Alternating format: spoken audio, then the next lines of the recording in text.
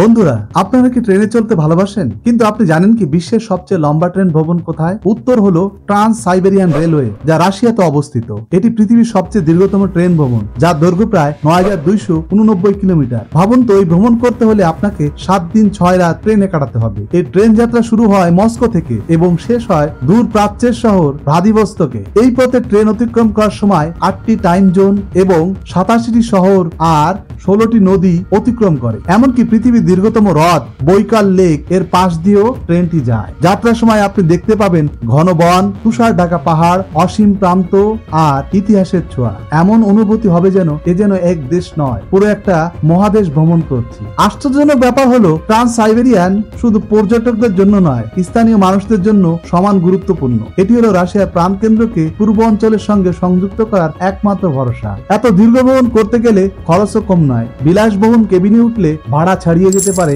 লাখ টাকার উপরে, তবে সাধারণ কেবিনে চড়লে খরচ তুলনামূলক কম। সত্যি বলতে কি, এই ট্রেনে চড়া মানে শুধু ভ্রমণ নয়, বরং এক জীবনের অভিজ্ঞতা। আপনার কি সাহস হবে ৭ দিন নন স্টপ ট্রেন ভ্রমণ করার?